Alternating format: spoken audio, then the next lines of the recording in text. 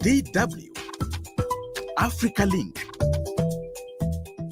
In the wake of the recently signed peace agreement between Rwanda and the Democratic Republic of Congo, questions are mounting over what, and more importantly, who has been left out of the negotiations. While the accord emphasizes regional cooperation, security coordination, and economic development, it makes no mention of the widespread atrocities committed against civilians in eastern Congo. Communities devastated by displacement, mass killings, and sexual violence remain unacknowledged, their suffering omitted from the diplomatic record. Already, human rights defenders have slammed the deal, saying that it will only benefit the United States, keen to exploit Congo's mineral resources. In this podcast, we will explore whether it was a peace or a business deal. In whose interest is the peace agreement? Is the peace deal a pathway to justice or merely a framework for normalizing trade and reopening access to mineral-rich territories? That's what's coming up. Stay tuned.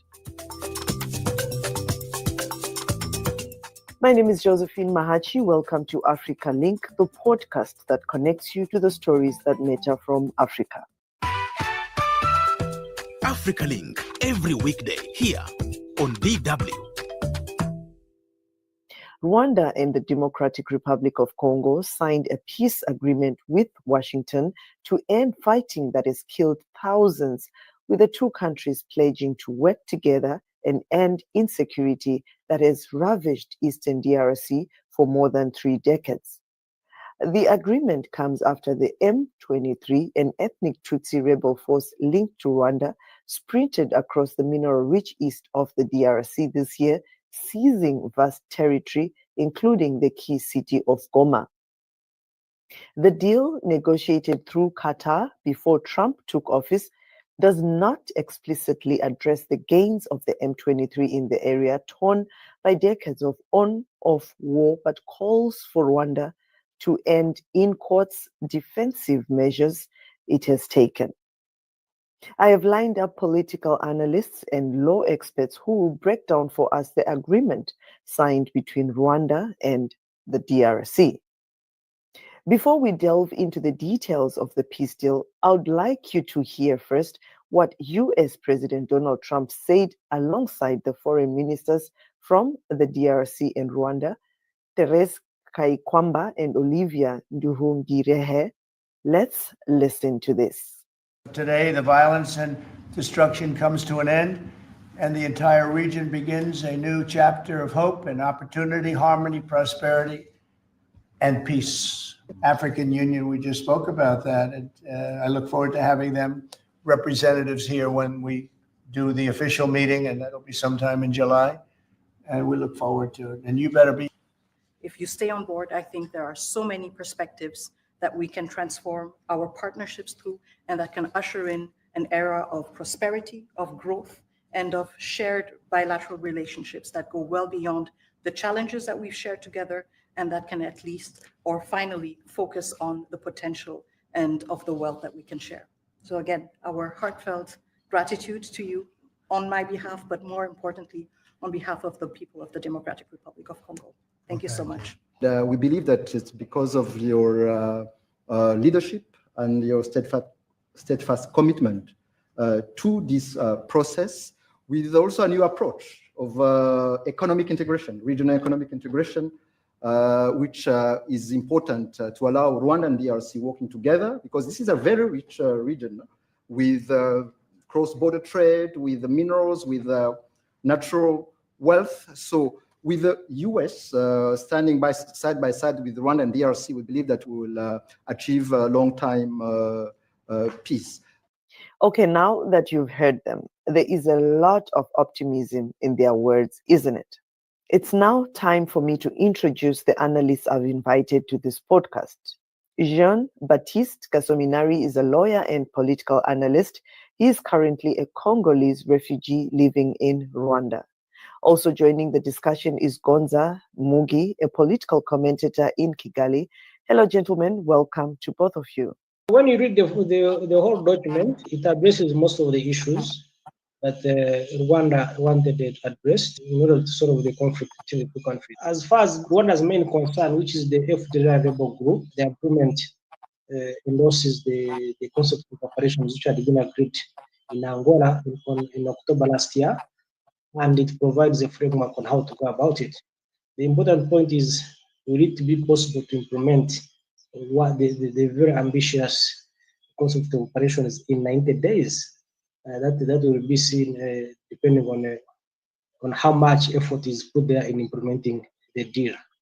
What it does not mention, even though it talks about in the preamble, is dialogue between inter-Congolese forces, especially the M23 rebels and the Congolese government, which it says is being addressed via the Doha peace process, which is ongoing. Even though not much information has been provided publicly, how far the two sides have gone into negotiating. For the issue you raised about human rights and accountability, I think that is up to the Congolese government in the internal peace process that will go on, how they will address those issues. That's why I think they talk about conditional integration of forces, of armed groups into the Congolese army.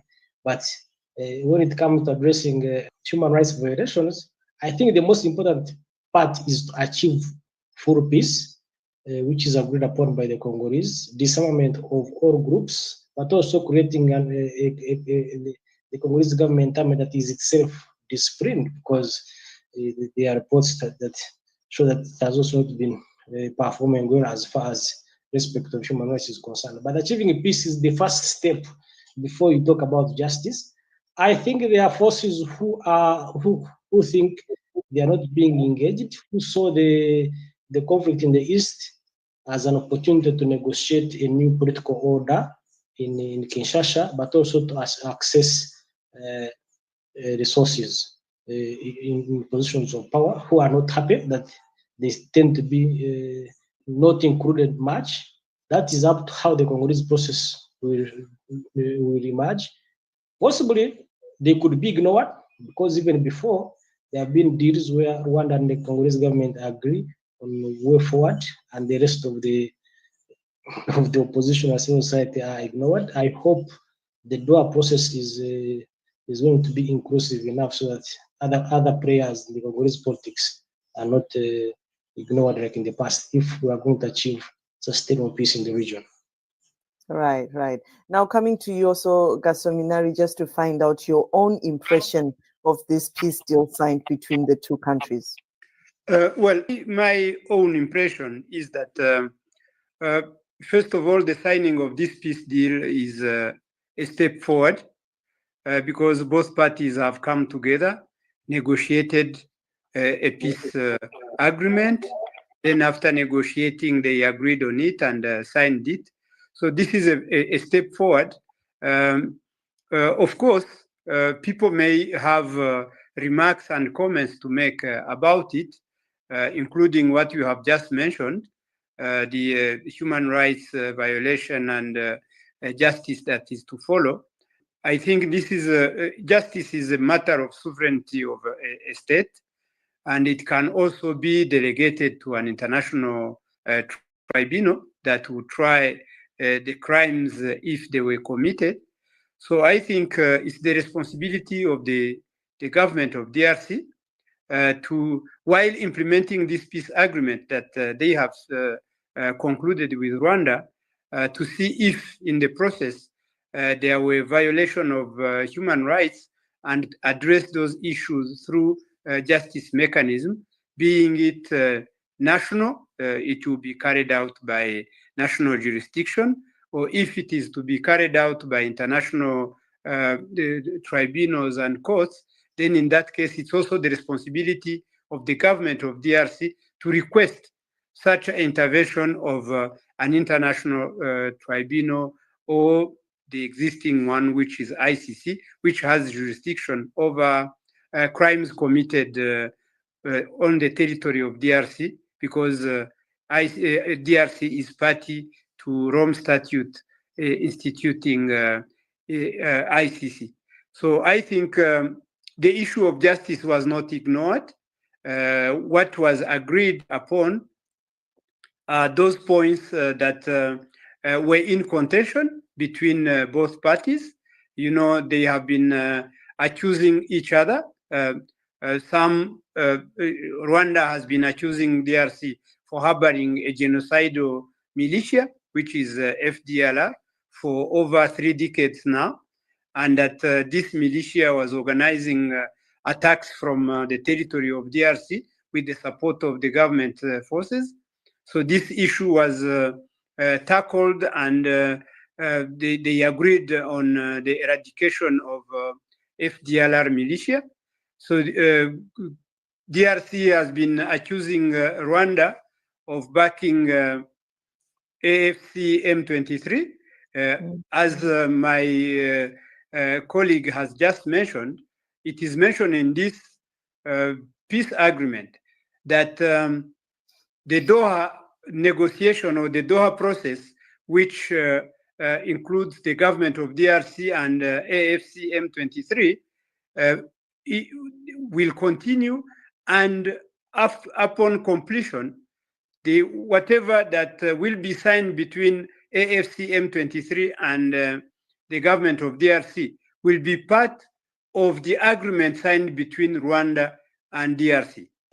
Before we talk about the Americans maintaining the pressure and really what others think about this deal, Gonzaga, the M23 stated that the agreement is not binding on its operations or commitment to protect its communities. What do you make of their position on the agreement?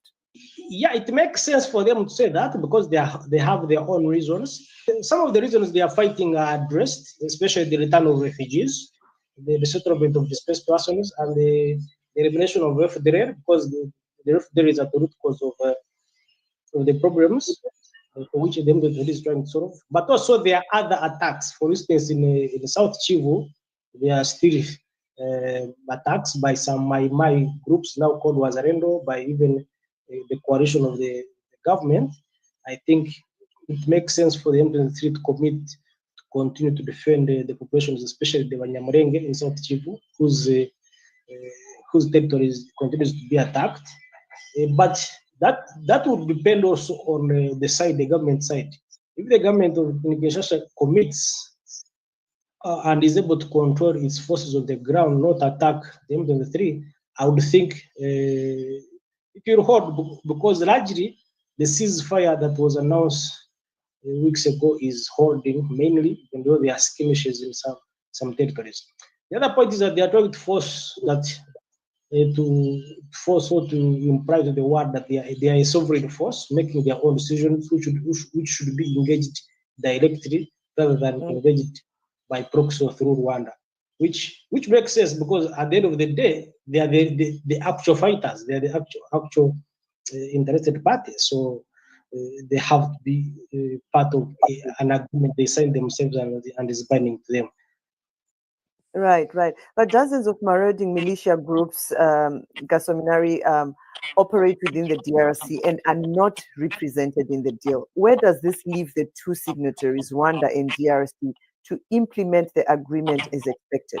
Well, I do not share these views, though, because when somebody says that there are multiple armed groups in the Eastern DRC, I think it's just a misrepresentation, and which is done purposely by people who say so.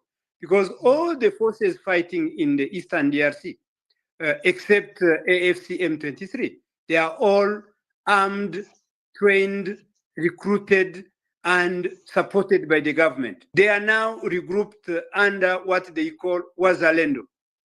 So they used to be different militia, which were mostly tribal militia, because each tribe had its own militia, which was claiming that it is supporting or that they are there to protect the interest of their communities.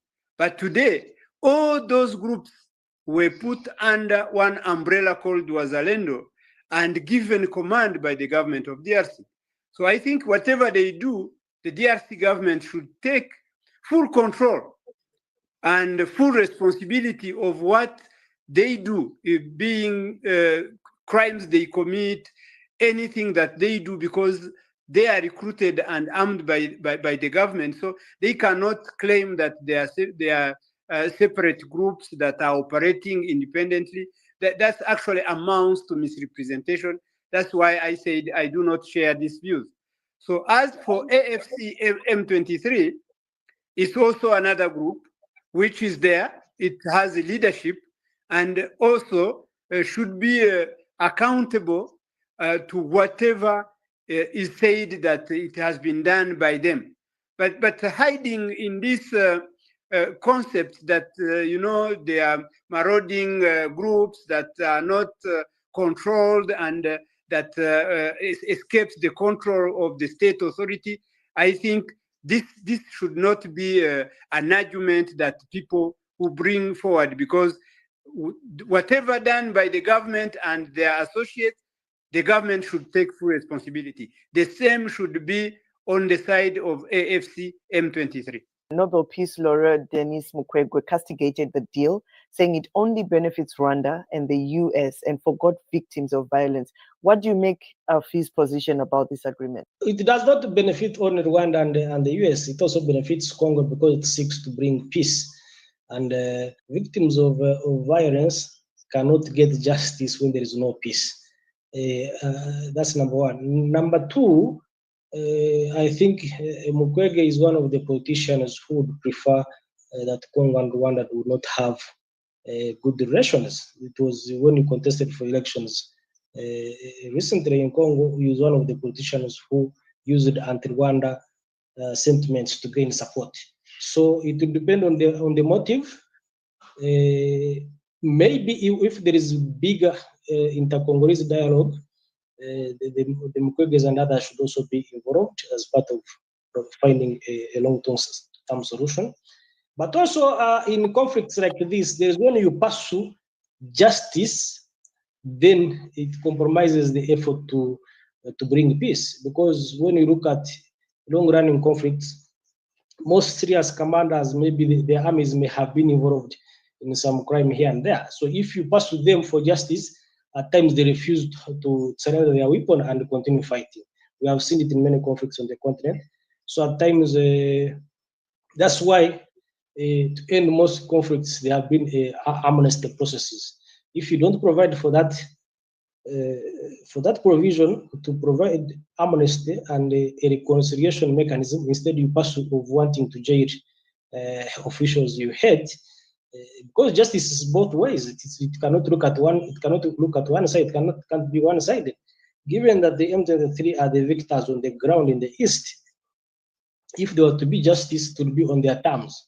So I don't know what Mukwege would say on that. So pursuing peace requires compromises.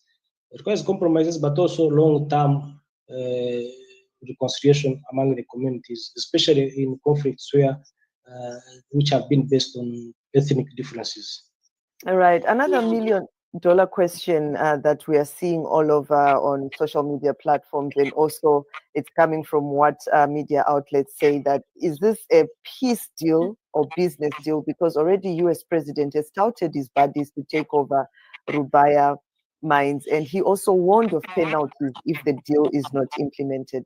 As we wrap up our discussion, you can respond to that first, Gasominari. Yeah, I think it is both. It's a peace deal and a business deal at the same time, because you cannot do business where there is no peace, unless if you are trading weapons and ammunition. But for any business to be set up, any economic viability to be available, people need peace. So you start by signing a peace deal, then that peace deal brings in business. So that's why I'm saying it is both. So the objective is, of course, to do business, but an environment that is conducive to do business is peace. And so that is why they signed the peace deal, to be able to have peace, then do business. Right. And Gonzaga, your own opinion on that as well, as we wrap up the discussion? I think it's very good and impressive of the United States government and President Trump, because they bring out the issues which are usually kept secret. They put them on the table. That there are always economic interests in any conflict. So if agreements are reached and the mining concessions are given to powerful interests, that means there are sufficient forces for peace in the region. At the moment, economic exploitation goes on, but goes on informally. It's the one which helps support all the Wazalendo militias, the different of them. But if proper contracts are awarded by the government in Kinshasa, given to in the situation where the government can gain taxes and other legitimate sources from exploitation of Congolese sources, that means the interests supporting peace are more powerful than the interests supporting war. In the long term, it will be very good for the region. Rwanda and other neighboring countries have permanent economic interests in the Congo. They will always be there. So formalizing them is very good. And if you remember very well, before November 2021, when the relations between President Tshisekedi and President Kagame were very good, one of the main discussions was how to improve and modernize the mineral supply chain, especially making sure that the mining respects human rights. All those mines we talk about, most of them use child labor. They don't follow the standards, environmental standards, and so on. Also, how to process and improve the minerals. One of the reasons why Africa is developed is because most of our natural resources are taken abroad for processing instead of being processed and added value here in Africa. These are part of the elements that will be discussed upon. Those who are saying that the Congo has sold off to the United States, I think they are being disingenuous. They haven't read the full document, and there's nowhere where they are saying the US will access the minerals for free. No, already there are other people involved. The Chinese have a lot of concessions in the Congo. Even some Americans do have concessions. Improving the whole situation so that the resources that we have in this part of the world are beneficial for our development would be very, very important. And you can't do that without financial and technological support from a country like the United States. Powerful interests have peace at heart. As Gasominari said, you can't have a trade without peace in the first place. So it will give an incentive for the forces fighting to play a role. I think African companies will work with the US companies. Most of the times, you don't expect an American to go into the mines. They will have to subcontract or enter into partnerships with local farmers, and which will be more beneficial than having militias controlling those resources. Baptiste Gasominari, a lawyer and political analyst, and Gonza Mugi, a political commentator in Kigali, many thanks for joining us. At the Africa Link podcast, we always look across the continent to see how the stories we are dealing with play out or at times even overlap. Still on this topic, the agreement drew wide but not universal praise. Bintu Keita, a senior UN official in the DRC, said, in quotes, marks a decisive step toward peace and stability, while Germany hailed the excellent news and called for implementation. French President Emmanuel Macron also praised the historic step forward peace must hold. UN Secretary General Antonio Guterres praised the peace agreement between the DRC and Rwanda, calling it a significant step towards de-escalation. The African Union described the peace deal as a significant milestone in achieving peace in the deeply troubled region. One can hope that lasting peace returns to Eastern DRC, allowing the Congolese to enjoy life and the benefits of their natural resources. This peace agreement, if implemented effectively, could be a turning point for the region, bringing about positive change and a brighter future. A game changer. Well, that's it for this edition of Africa Link. Remember, you are not just a listener, but a crucial part of our community, and your engagement can shape the direction of our discussions. We value your insights and encourage you to share your thoughts with us. Your perspective is crucial in understanding the implications of this peace agreement. Remember, you can find all of the Africa Link podcast episodes on Spotify, Apple, or wherever you listen to your podcasts from. This episode was co-produced and edited by Isaac Mugabi. My name is Josephine Mahachi. Thanks for listening. Until the next one, it's bye for now.